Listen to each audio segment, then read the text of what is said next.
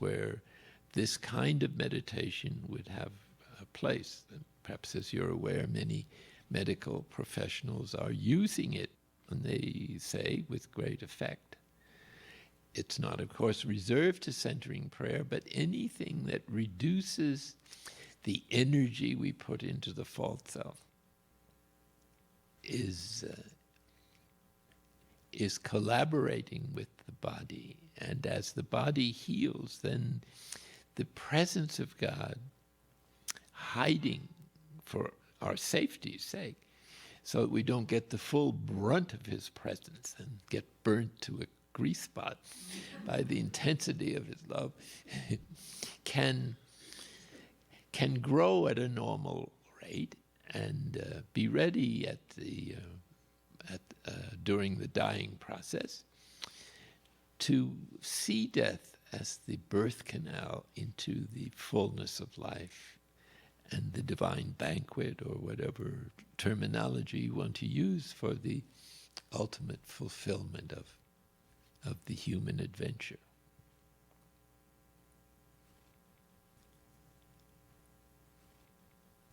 So, a little later we'll be speaking about the method itself. But now I thought we'd conclude this first lecture with just 7 or 8 minutes of doing nothing, of just being silent. Take a position that is not going to be uncomfortable, at least, and follow these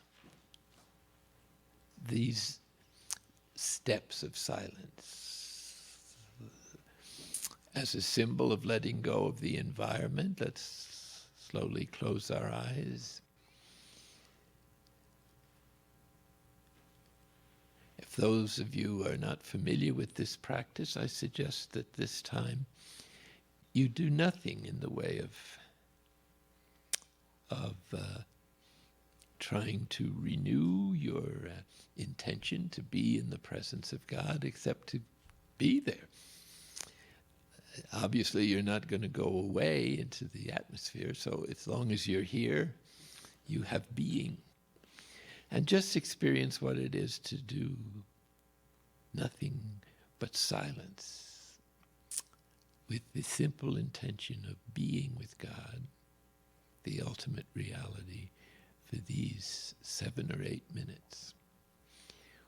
What you might do in that silence, we'll discuss a little later in the morning. But let's just now feel it. Feel the silence in our body, in our mind, in our desires, in our plans. Turn ourselves over completely to the mystery of life and of love that we call God, in the Judeo-Christian tradition at least. At the end, I'll say a short prayer just to end the morning session.